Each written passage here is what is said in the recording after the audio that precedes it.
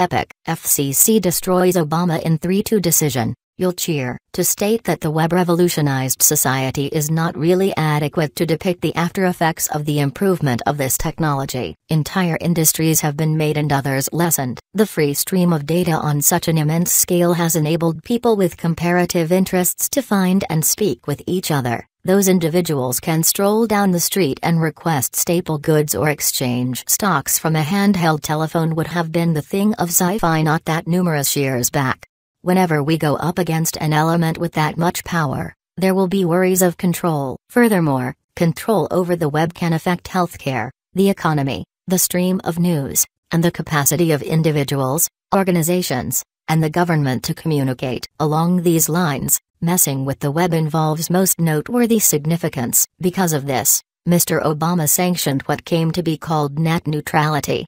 This basically put the web under government control like an open utility. For this situation, the FCC was in control and directed operations and additionally advancements including the web. The present FCC has finished Mr. Obama's legacy of net neutrality, which is a win for America. The Federal Communications Commission, FCC, is set to repeal Internet regulations Wednesday that the agency imposed in 2015, signaling a culmination to a long-winded and highly heated debate.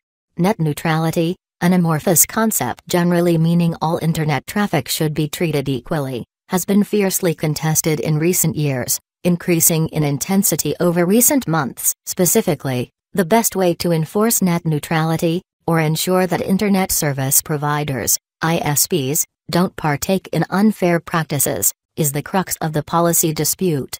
Proponents of the net neutrality rules imposed by former FCC Chairman Tom Wheeler argue that placing the government at the center of the Internet is needed to ensure wireless carriers like Comcast and Verizon don't triage consumers by offering different services with varying speeds, also known as fast lanes. They further contend that the regulations are integral to preventing content owners, think Netflix and Hulu, from paying broadband providers to cut to the front of the line at congested nodes of Internet traffic, also known as paid prioritization. Such corporations could also conceivably favor their own content over that of others in what sometimes is called vertical prioritization.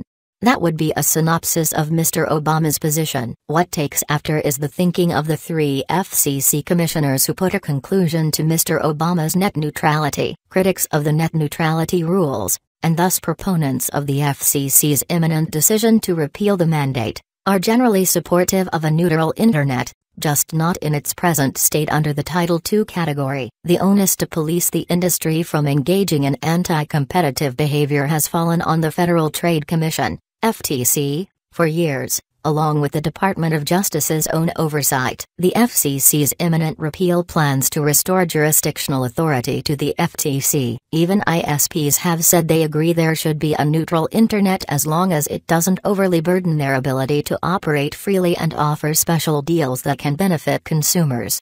Your Internet Thursday afternoon will not change in any significant or substantial way from the Internet you are experiencing today on Wednesday. Nor will it be different next week, nor will it be different on a Thursday a year from now, Michael Powell, President and CEO of NCTA, a trade association representing the Internet and Television Association, said in a media briefing. This isn't just a hollow promise or pledge. It's rooted in sound self-interest. I think one of the things that the debate often obscures is the fact that ISPs like net neutrality too. They make a lot of money on an open Internet. This has been an issue wrangled with much sharpness and even rough dangers. As a rule, those contending their cases are not even completely mindful of the considerable number of issues. As one previous FCC chairman called attention to, the sky won't fall regardless of which side wins.